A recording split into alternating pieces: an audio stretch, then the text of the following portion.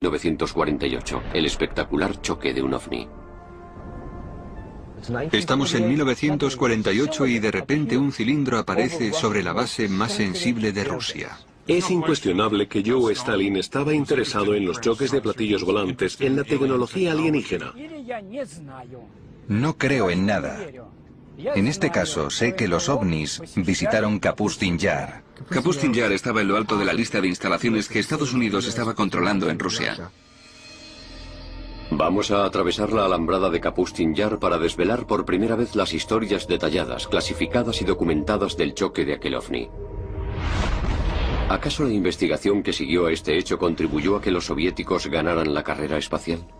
Estoy seguro de que los rusos han hecho lo indecible por invertir la ingeniería a cualquier cosa que encontraran, tanto si provenía de Estados Unidos, de Alemania o del exterior. Empezaremos viendo estas imágenes de reconocimiento insólitas procedentes de esta base secreta. Es la primera vez que se hace pública una imagen de esta calidad de Kapustin Yar. Y nos meteremos bajo tierra para tener una visión exclusiva del Centro de Investigación OVNI de Kapustin Yar. Enterraron las instalaciones más secretas dentro de la base, que era secreta incluso para la propia base. El hecho que tuvo lugar en Kapustin Yar en 1948 continúa siendo un enigma de la era soviética. Un acontecimiento decisivo que los investigadores de OVNI siguen llamando el Roswell ruso.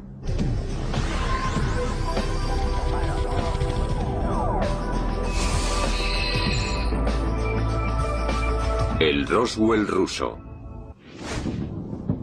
Este es el Kapustin Yar, unas instalaciones militares extremadamente secretas localizadas a 96 kilómetros al sureste del antiguo Stalingrado y a 800 kilómetros al sur de Moscú.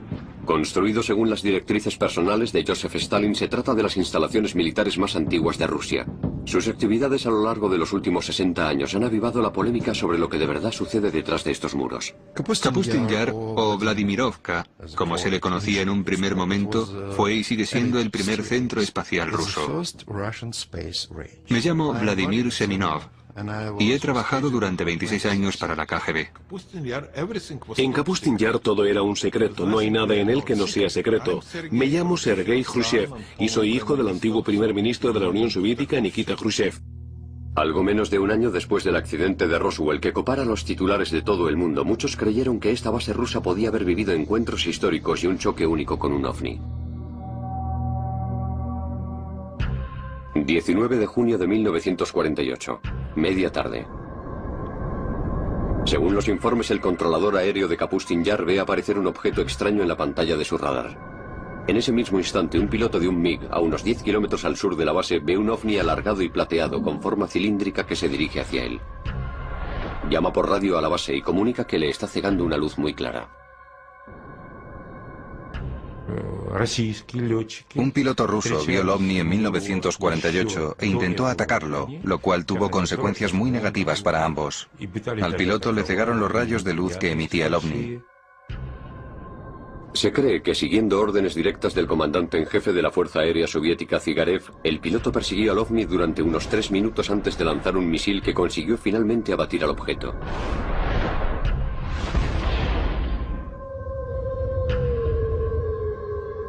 Pero al contrario que con el Roswell, este choque nunca salió en los periódicos. Estamos en 1948 y es una base aérea secreta. De repente aparece un cilindro sobre la base aérea más sensible de Rusia. Despegan los MiGs, es un combate aéreo, los pilotos rusos son buenos. Puedo ver aquel avión colocándose encima de la nave, los MiGs disparando sus cohetes mientras el arma de rayos de partículas hace explotar el MiG y ambos caen. Los informes indican que el piloto cegado, en un último intento por recuperar el control de su MiG, fue golpeado por las armas del objeto y murió dentro de su avión. ¿Qué utilizaron los alienígenas que estaban lanzando? Lo que probablemente estuvieran utilizando fue un arma de rayos de partículas. Sabemos lo que usó el MiG, que era lo que los rusos utilizaban entonces. El MiG disparaba sus balas, sus cohetes y las primeras versiones de un misil. Aquel MiG fue capaz de romper el áurea antigravitacional que rodeaba a la nave. El objeto con forma cilíndrica no pudo mantenerse más tiempo en el aire y se estrelló. Y los equipos rusos de recogida, entusiasmados por recibir su primera nave espacial, saltan sobre aquello y se lo llevan bajo tierra a Zivkur. Entonces empieza el programa OVNI secreto de Rusia. Soy Bill Burns, editor de la revista UFO. Afrontémoslo, todo el mundo quiere echarle el lazo a un platillo volante. Es una fuente maravillosa de armas y de sistema de defensa. Soy Stanton Friedman, soy físico nuclear, profesor y ufólogo. Este choque de 1948 es uno de los muchos extraños acontecimientos que han convertido a Kapustin Yar en una versión incluso más mítica que el Roswell de Estados Unidos y el Área 51. Los soviéticos tenían que hacerse con lo que teníamos nosotros, que era el choque de Roswell. Contábamos con el almacén tecnológico que desarrollamos a principios de la década de los 60 gracias al Roswell. Los rusos no tenían algo así. ¿Cómo conseguir esa tecnología? No viene caída del cielo. Hay que buscarla.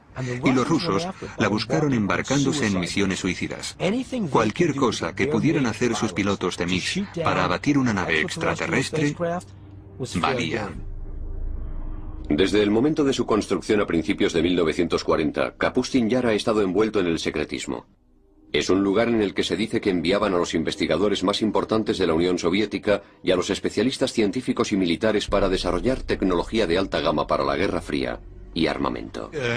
Lo sé todo porque pasé meses y años en Kapustin Yar trabajando allí, probando nuestros misiles de crucero, diseñados para que los submarinos soviéticos hundieran los portaaviones estadounidenses. Kapustin Yar era uno de los pocos lugares en una lista de instalaciones de la que la inteligencia de Estados Unidos quería obtener imágenes. Allí se hacen principalmente tres cosas: prueba misiles tierra-aire, prueba misiles balísticos tierra-tierra y prueba de misiles de lanzamiento o misiles crucero. Allí realizan estas tres pruebas, muy interesante para la inteligencia de Estados Unidos. De hecho, el edificio de la base era tan secreto que cuando el ejército soviético se inquietó al pensar que una ciudad estaba demasiado cerca, sus residentes fueron evacuados y la ciudad fue simplemente eliminada. El nombre de la ciudad: Sitkur. Sitkur era una pequeña ciudad a pocos kilómetros del complejo de pruebas de Kapustin Yar. Probablemente lo que sucedió es que los rusos decidieron que, como la gente veía las pruebas que se estaban realizando, lo mejor era cerrar aquella ciudad. Numerosos investigadores creen que el nombre de Sitkur fue consecuentemente asignado al Centro de Investigación Subterráneo de Alta Gama sobre OVNIs bajo Kapustin Yar. Existe la idea de que en Sitkur y en Kapustin Yar hay una zona de almacenamiento de ovnis estrellados, de cadáveres de los visitantes y de miembros de las tripulaciones. Sitkur es de alguna forma lo que Área 51 es para Nellis AFB en el lago Groom de Nevada. Los distintos países tienen distintos lugares en los que desarrollan su tecnología de ovnis, y lo que hacen es intentar descomponerla, ver su composición e intentar invertir la ingeniería. Pero mucho antes del accidente de 1948, la zona alrededor de Kapustin Yar y el cielo sobre Rusia han sido testigos de otros extraños encuentros bien documentados con ovnis. Algunos de ellos se remontan a un tiempo anterior a lo que conocemos como Rusia. Rusia ocupa un territorio inmenso. Se han divisado ovnis sobre estos territorios al menos durante miles de años. Me llamo Paul Stonehill y soy coautor del libro UFO USSR. Uno de los ovnis más famosos fue avistado en 1950 después de Cristo por un viajero internacional de entonces, Ivan Fadlan. Él y sus compañeros de viaje observaron objetos extraños en el cielo que los asustaron enormemente. Pero los lugareños se mofaron de ellos y les dijeron: los vemos muy a menudo. Batallas aéreas, objetos que se ensalzaban en luchas, extrañas naves, algo similar a la escena de la Guerra de las Galaxias del cine. Increíble. Cuenta la leyenda que las espectaculares batallas aéreas libradas en el cielo dieron fuerza y valor a los guerreros árabes para derrotar a sus enemigos durante los siguientes días de lucha. En el siglo XVII, Rusia experimentó una consecución de avistamientos ovnis. Quienes los vieron describieron aquellos objetos como bolas de fuego con forma de cometas. Quizá el más famoso fuera el hecho de Rob Othero, cuando un disco de dimensiones desproporcionadas, un potente, llegó a la zona de un lago en el norte de Rusia. Un testigo ocular declaró lo siguiente: hoy, a día 15 de agosto del año 1963, se oyó un choque estruendoso desde el cielo. Cerca del mediodía descendió sobre Robosero una gran bola de fuego de un cielo totalmente despejado. Frente al fuego se proyectaron dos potentes haces de luz. Se desplazó de sur a oeste y desapareció cuando estaba aproximadamente a 500 metros, pero entonces reapareció y permaneció sobre Robosero durante 1 hora y media, llenando a todos los que lo habían visto con un gran pavor. Este relato documentado incluye a pescadores que sufrieron heridas por el lago ardiente y a peces luminiscentes que lanzaban sobre tierra firme para huir de la creciente bola de fuego. Historias como la vista sobre Robo-Zero eran habituales en la Rusia prerrevolucionaria y fuera de Rusia en Europa. Cuando hablamos en concreto de avistamientos en el territorio de la Unión Soviética, los porcentajes son muy altos, y más del 50% de estos avistamientos de ovnis serían una especie de potente ovni con forma esférica. Otro extraordinario avistamiento tuvo lugar sobre Moscú en 1892. Un testigo ocular lo relataría el 17 de marzo de 1892 en la edición del diario ruso Svet. El pilar de la luz estaba dirigido directamente hacia la Tierra, formando un haz cónico de rayos del color de las llamas. El brillo era considerable y a veces era comparable con la luminosidad de una farola de una calle. El punto desde el que se originaban los rayos no se movió durante todo el tiempo, y los rayos fueron visibles durante 20 o 25 minutos. A pesar de que se han avistado enormes bolas de fuego sobre Rusia durante siglos, no ha habido ningún acontecimiento más sobrecogedor que el que arrasó el bosque siberiano de Tunguska en 1908. Por supuesto, fue una de las teorías que afirma que no era un cometa ni un meteorito, que en realidad era una nave espacial.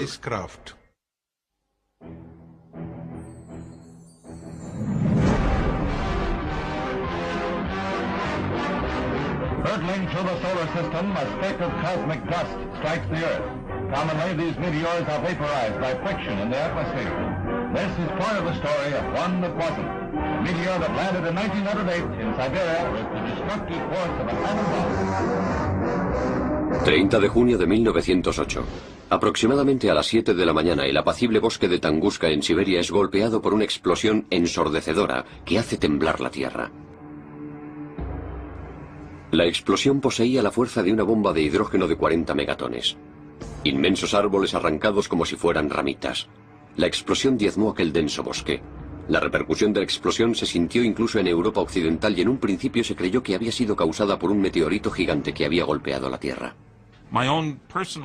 Mi conclusión personal es que se trataba de, digamos, una manifestación de la madre naturaleza, pero no había ninguna inteligencia detrás de lo que sucedió allí. No fue un cohete que nos indicara que los alienígenas nos están observando a los terrícolas.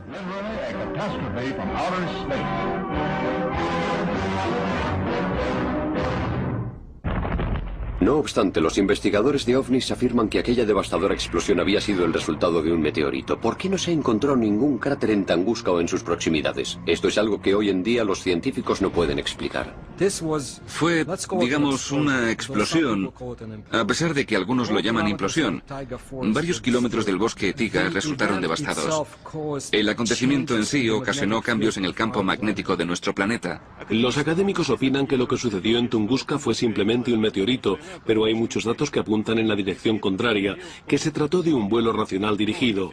Aquel objeto realizó un giro, algo que un objeto natural o un meteorito no habrían podido realizar. ¿Qué pudo haber ocasionado tal grado de devastación sin dejar un cráter? Los investigadores actuales de ovnis no han sido los primeros en sospechar que lo que sucedió en Tunguska fue obra de algo distinto a un meteorito. Los informes sugieren que Stalin consideró que la explosión de Tunguska fue el resultado de un ovni que había lanzado algún tipo de arma experimental. Stalin estaba interesado en la información recogida para determinar si los ovnis eran una amenaza inmediata a la seguridad soviética. Por esa razón utilizó a algunos de sus mejores científicos para obtener una evaluación. Científicos como Korolev estudiaron la composición de los ovnis.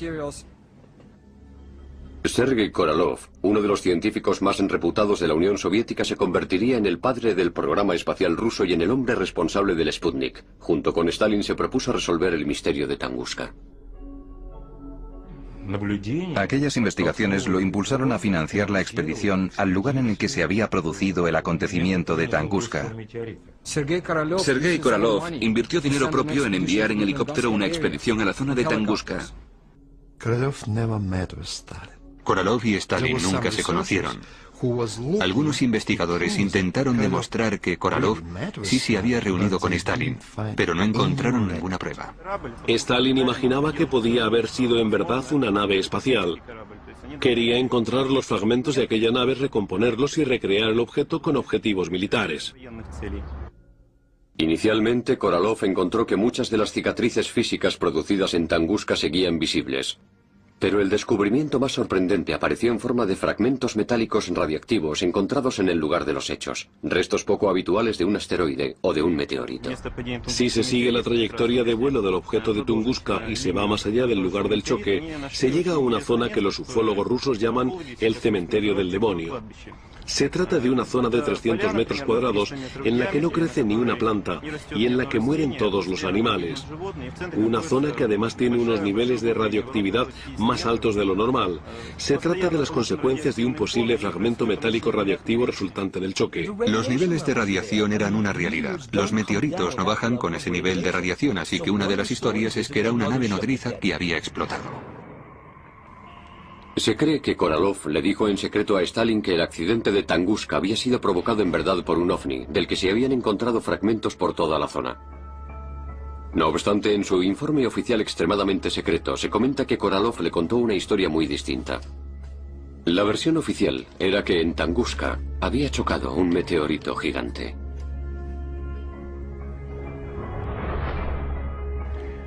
Es decir, que si la información es útil para la burocracia, perfecto. Si no, no existe. ¿Y a dónde se llevaron los fragmentos radiactivos de Tunguska? Algunos creen que las pruebas fueron enviadas a la base subterránea de Kapustin Yar, Sitkur. Cada país tiene sus sitios en los que guarda su tecnología de ovnis. El principal lugar de los soviéticos era el de Sitkur, que era donde intentaban entender la tecnología y cómo utilizarla. Obviamente la seguridad que rodea esas bases es una seguridad letal. ¿Es posible que el equipo de científicos de Stalin que estaba en el laboratorio subterráneo de Sitkur estuviera utilizando restos del OVNI para avanzar en sus primigenios programas espaciales y de defensa con misiles? Tenían a un par de personas, un par de hombres dirigiendo el programa que se ocupaban de los avances del programa espacial. Soy Fred Kulik de Caltech. El líder del programa espacial estaba en contacto directo con Stalin y posteriormente con Khrushchev. En su búsqueda por adquirir la tecnología OVNI para derrotar a los estadounidenses en la carrera espacial, se ha publicado que los oficiales militares soviéticos ordenaron a los pilotos de los MiGs que abatieran a los OVNIs igual que en la Segunda Guerra Mundial, justo antes del choque de 1948 del Roswell ruso. Eso nos da una doble preocupación sobre los OVNI. Por un lado, quieres que la nueva tecnología supere a la tecnología aérea del otro. Y por otra, necesitamos estar alerta de sus novedades. Al final, lo que quieres es que tus chicos lo abatan. En su búsqueda por adquirir la tecnología OVNI para derrotar a los estadounidenses en la carrera espacial, se ha publicado que los oficiales militares soviéticos ordenaron a los pilotos de los MiGs que abatieran a los OVNIs igual que en la Segunda Guerra Mundial, justo antes del choque de 1948 del Roswell ruso. La CIA tenía agentes en la Unión Soviética en 1950 que afirmaban haber visto ovnis. La CIA estaba muy interesada en lo que estaba pasando en la Unión Soviética. En las primeras etapas de la Guerra Fría, el lugar soviético de pruebas militares de Kapustin Yar se convirtió en un hervidero de la actividad secreta. Una actividad en la que se incluían pruebas de armas avanzadas de misiles y de cohetes. Es decir, que después de la Segunda Guerra Mundial y del desarrollo de la bomba atómica no fueron capaces de construir pequeñas armas atómicas, así que tuvieron que hacerlos relativamente más pequeños, mucho mejor que ellos. Es decir, que desde el principio planificaron grandes cohetes. Y eso, en verdad, les dio ventaja en el programa espacial. Los rusos tenían uno de los trozos de papel más espeluznantes que he visto en uno de los 20 archivos que he visitado. En él se decía que los rusos habían hecho más progresos en los últimos 18 meses en el desarrollo de armas nucleares y en los métodos de producción que lo que se había pensado durante 5 años. Y hablamos de 1951. A principios de la década de los 50, los rumores sobre la actividad de los ovnis y de experimentos en Kapustin Yar se habían filtrado más allá de las fronteras soviéticas. Noticias alarmantes que según algunos podían haber impulsado a Estados Unidos a descubrir de una vez por todas si los soviéticos habían utilizado finalmente la tecnología de los ovnis. Kapustin Yar y Zitkur estaban en lo alto de nuestra lista de observación militar, de la misma forma que Área 51, la base aérea de Wright-Patterson y Los Álamos estaban en lo alto de la suya. Zitkur. A partir de informes y de dibujos del experto ufólogo ruso Anton Anfalov, inéditas para el mundo occidental, estas imágenes son probablemente las primeras de estas instalaciones secretas y crípticas 400 metros bajo Kapustin Yar. Digamos que tienes la oportunidad de bajar allí, al laboratorio ufológico ruso más secreto. No dispone de la última tecnología ni de una iluminación fantástica. Es lúgubre, oscuro y tenebroso. Es ruso. Está extremadamente compartimentalizado. Es como un centro comercial subterráneo, con excepción de que dentro de su núcleo se encuentran estas salas en las que se ha desmontado y vuelto a montar una tecnología muy especial. En esta sala están realizando autopsias a cuerpos alienígenas. En esa otra están reconstruyendo un motor. Después también tenemos estas increíbles máquinas Ryut-Goldberg. Son máquinas que analizan los componentes básicos. Y finalmente encontramos estos inmensos hangares subterráneos. Lo que más llama la atención es que en estos hangares no hay aviones, sino estas grandes naves con forma cilíndrica, en varias etapas de despiece después de algún choque. Lo que harán con ellos es invertir la ingeniería. Eso es lo que podemos ver en esta base. ¿Son estas las instalaciones secretas a las que llevaron los restos del Roswell ruso de 1948 y los restos del ovni de Tungusk? No puedo negar los rumores sobre los llamados ovnis capturados. Los soviéticos intentaron recuperar los fragmentos perdidos de sus pruebas secretas. Les vendría bien decir, sí, hemos atrapado ovnis, tenemos un ovni. Pero, ¿qué sentido tendría que guardaran tanto secretismo sobre los ovnis? ¿Es posible que estas instalaciones experimentales escondidas tan celosamente estuvieran especializadas en la ingeniería inversa con el objetivo de acabar con Estados Unidos? Si Kapustin Yar es donde se está realizando un trabajo tan avanzado de cohetes, naves, armamento, armas por láser y otros elementos de ese tipo, donde es impredecible la alta seguridad y un buen entorno para los científicos y para instalaciones computerizadas, uno tiende a pensar que allí es donde están llevando a cabo sus investigaciones avanzadas sobre ovnis. No ovnis 101 o 404, eso es algo natural. Y por supuesto tendrías bases subterráneas, protección contra naves intrusas y estarías atento a los aviones U-2. Otro dato misterioso de Kapustin Yar es que hay muchas figuras extrañas en el terreno. ¿Es posible que Stalin y Korolev hubiesen dispuesto estratégicamente aquellas figuras para atraer ovnis a la base? Algunos investigadores creen que los rusos podrían haber tomado prestada esa idea de las antiguas civilizaciones. Se dice que las pirámides habían sido construidas con formas geométricas y con diseños destinados a atraer a los habitantes de otros mundos. Si observamos Kapustin Yar desde el aire, hay muchas instalaciones y demarcaciones, formas que para un ojo no experto parecerían formas de otro planeta. Puede que se parezcan a algo visto en las culturas de Sudamérica, o en la cultura maya, o a círculos de cultivo. Entre los choques documentados de ovnis y la investigación ultrasecreta, ¿cómo alardearon los soviéticos de sus avances en Kapustin Yar? Now there was a new date for Russian youngsters to remember. October 4, 1957, when Sputnik, the first Earth satellite, was launched. 4 de octubre de 1957. El programa espacial de la Unión Soviética lanza con éxito a orbitar el primer satélite artificial del mundo. In the history of the Earth, no other event had captured the imagination of so many people as this first step into space. 4 años más tarde, Rusia vuelve a derrotar a los estadounidenses lanzando al espacio a Yuri Gagarin, el primer vuelo en órbita a la Tierra dirigido por personas. 2 hitos que colocaron a la Unión Soviética en posición destacada dentro de la tan competitiva carrera espacial. Somos los primeros. En todos los pasos que se sucedieron después durante casi 10 años, los soviéticos fueron por delante de Estados Unidos. El primer hombre al espacio, La primera mujer al espacio, el primer paseo por el espacio, la primera cita espacial, el primer acoplamiento espacial, etc., hasta 1981, cuando se envió la lanzadera. Estoy seguro de que los rusos han hecho lo indecible por invertir la tecnología a cualquier cosa que encontraran, tanto si provenía de Estados Unidos, de Alemania o del exterior. La autoridad rusa más importante en ovnis es un hombre tan legendario y tan popular en todo el país que es conocido por su apellido: Ashasha. En este punto, donde aterrizó el ovni, un equipo estadounidense hace la primera filmación.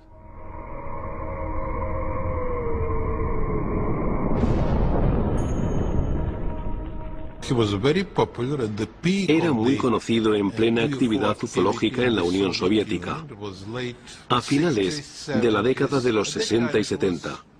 En aquel momento no estaba permitido, pero tampoco restringido hablar sobre esto.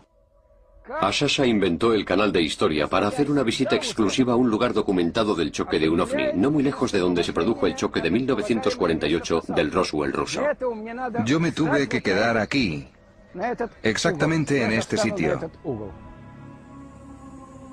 Utilizando 2 varillas de cobre, Ashasha empieza la visita comprobando la energía ambiente que el lugar del choque sigue emitiendo hoy.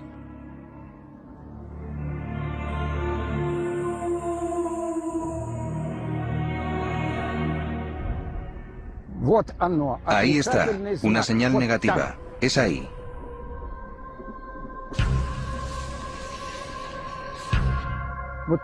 Ahí abajo, por allí. Aquí, en este punto, se produjo el aterrizaje de un platillo volante.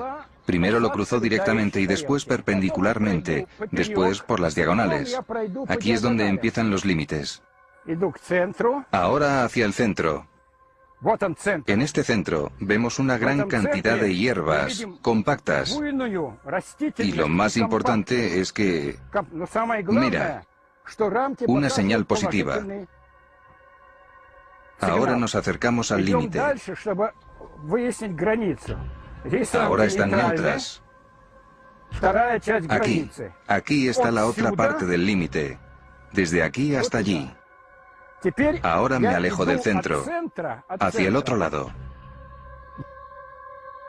Ashasha está recorriendo el perímetro de 30 por 6 metros de un ovni con forma cilíndrica que se sabe que se estrelló aquí en 1961. Retrocedemos de nuevo.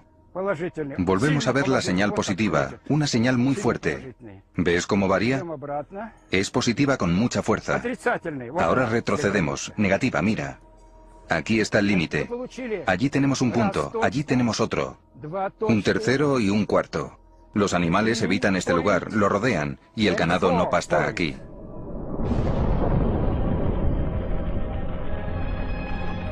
Sí, hay una energía desconocida que, como demuestra la experiencia, afecta a la gente de forma negativa. Te cambia el pulso. El ritmo de los latidos, te quedas sin aire, empiezas a sudar. No te aconsejo que te quedes aquí más tiempo, pero ya ha sido perjudicial. Venga, vámonos de aquí, a un sitio normal, donde ninguna fuerza desconocida nos influya y actúe sobre nosotros.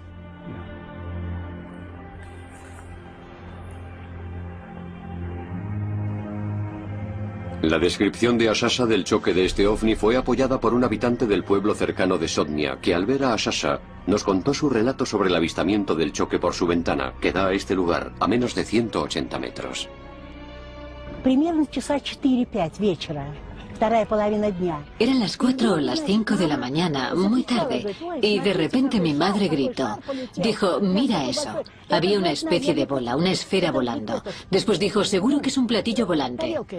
Era una esfera roja, grande y enérgica. La esfera sobrevoló las vías del tren y descendió hasta el valle del río Skutnia, allí abajo, más allá del río. Los expertos como Ashasha creen que los hechos ufológicos como este choque o el choque en 1948 del Roswell ruso hicieron que se abriera una caja de Pandora sobre el Kapustin Yar, lo que desembocó en lo que algunos llamaron una guerra en los cielos de Rusia.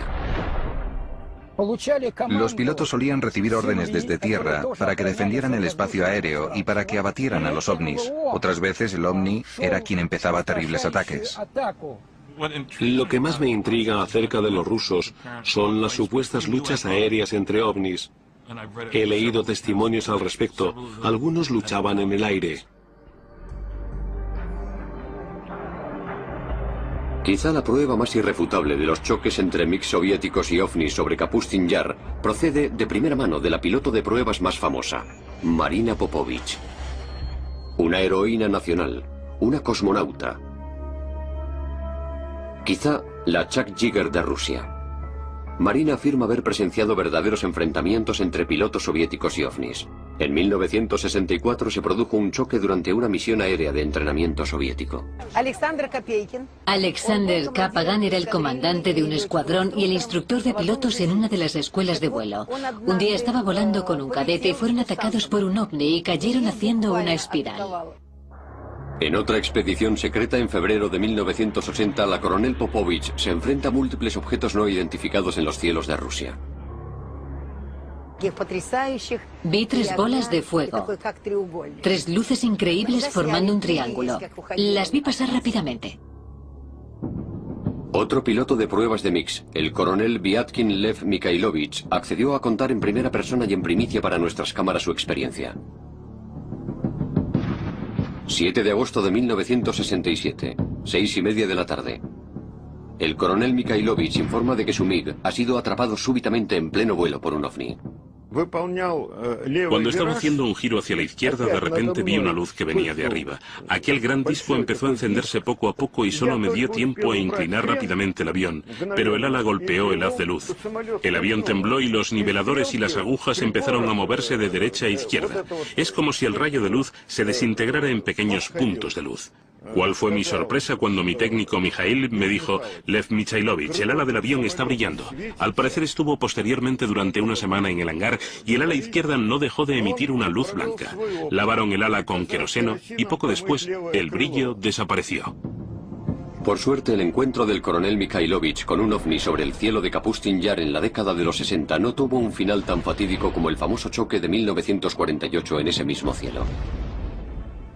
No me asusté, me sorprendí. Me dejó atónito especialmente que el rayo de luz resultara ser compacto, porque sentí el impacto. Mientras seguían llegando informes ufológicos al gobierno soviético procedentes de oficiales civiles y militares, la KGB se empleaba a fondo para ocultar los informes, silenciando a aquellos que los habían elaborado y habían tomado medidas contra la prensa. Pero mientras tanto, la agencia espía estaba creando un informe oficial sobre actividad ufológica en la Unión Soviética llamado el Archivo Azul de la KGB. Estados Unidos nunca entenderá esto, porque hay que estar dentro de la KGB para conocer el poder que tenía. Y durante la época de Stalin, la KGB era increíblemente poderosa.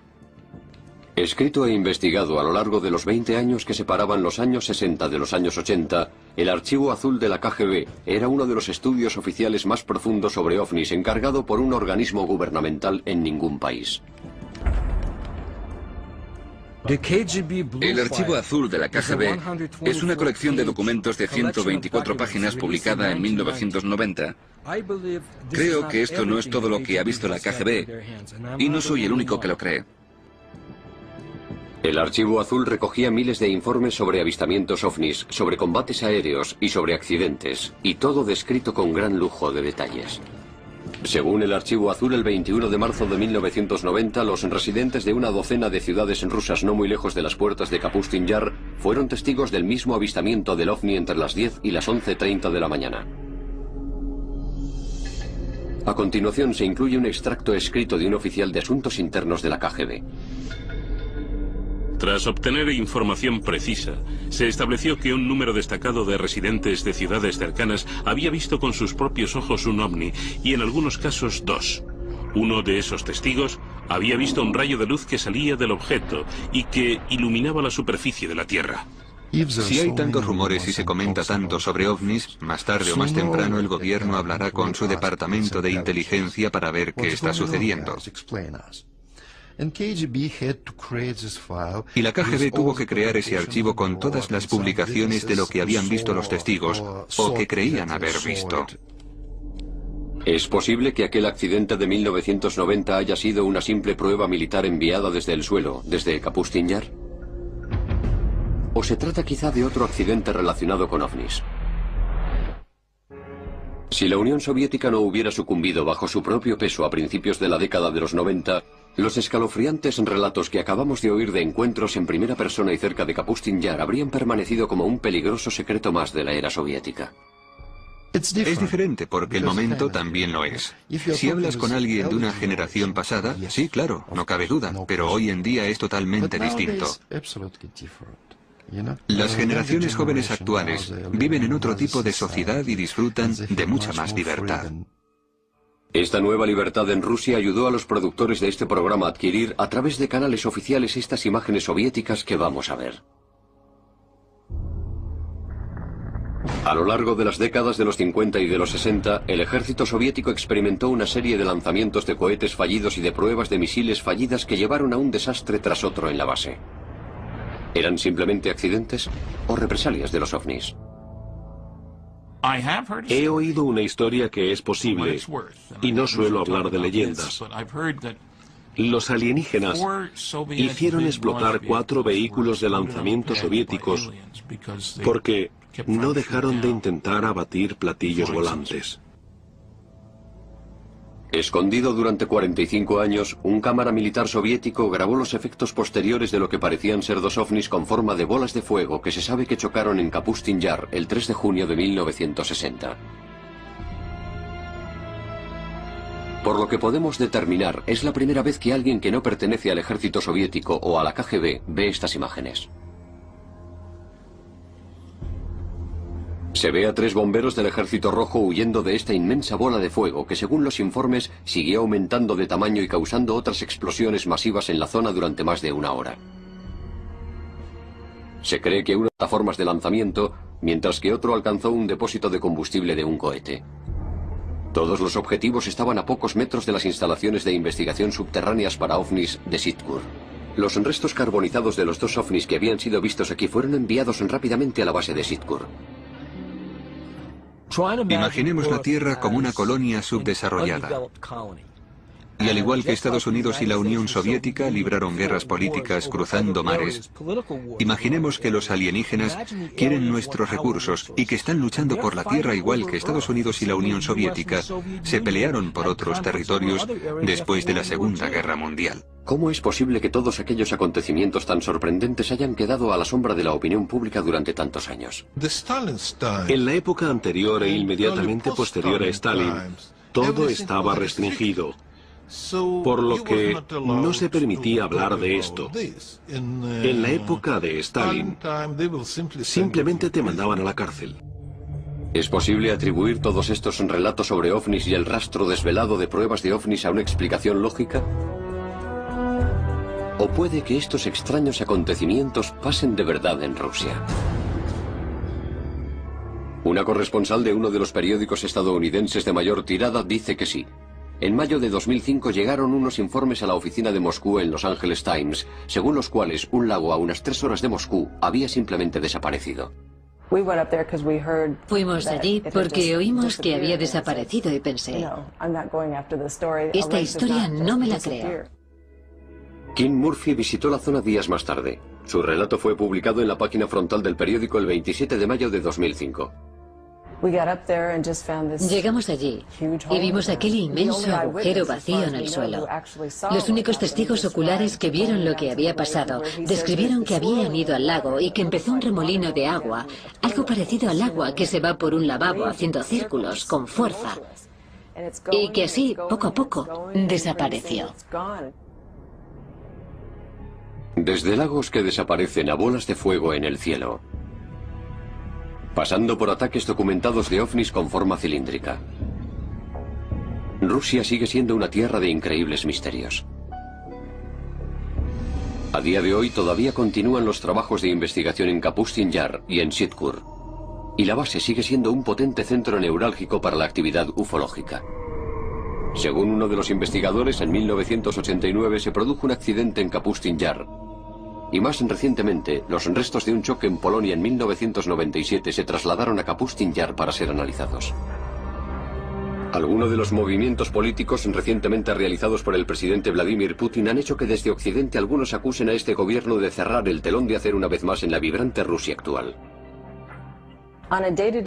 Día tras día la gente se cuestiona y se preocupa, pensando si la Rusia de Putin es una Rusia mucho más autoritaria que la de Yeltsin.